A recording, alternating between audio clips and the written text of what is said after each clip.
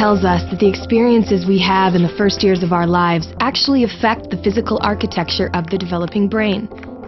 This means that brains aren't just born, they're also built over time based on our experiences. Just as a house needs a sturdy foundation to support the walls and roof, a brain needs a good base to support all future development. Positive interactions between young children and their caregivers literally build the architecture of the developing brain. Building a sturdy foundation in the earliest years provides a good base for a lifetime of good mental function and better overall health. So just how is a solid brain foundation built and maintained in a developing child? One way is through what brain experts call serve and return interactions.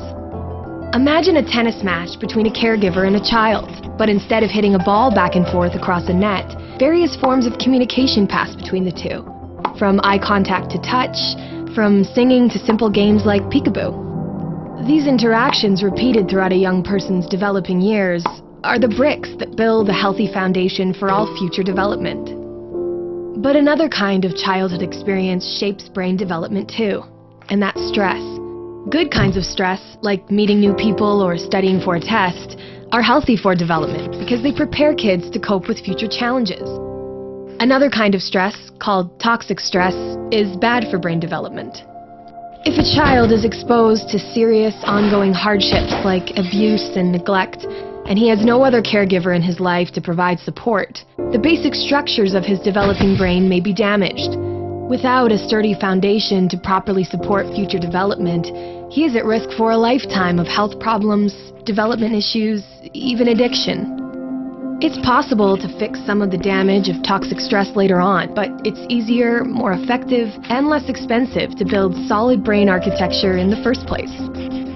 One of the things that sturdy brain architecture supports is the development of basic emotional and social skills, an important group of skills which scientists call executive function and self-regulation can be thought of like air traffic control in the child's mental airspace. Think of a young child's brain as the control tower at a busy airport. All those planes landing and taking off and all of the support systems on the ground simultaneously demand the controller's attention to avoid a crash. It's the same with a young child learning to pay attention, plan ahead and remember, and follow lots of rules. Like all of us, kids have to react to things happening in the world around them, while also dealing with worries, temptations, and obligations on their minds. As these demands for attention pile up, air traffic control helps a child regulate the flow of information, prioritize tasks, and above all, find ways to manage stress and avoid mental collisions along the way. Having this ability is a necessity for positive and level mental health. Developing effective air traffic control, overcoming toxic stress, and building solid brain architecture are things kids can't do on their own. And since strong societies are made up of healthy, contributing individuals, it's up to us as a community to make sure all young people have the kinds of nurturing experiences they need for positive development. To build better futures, we need to build better brains.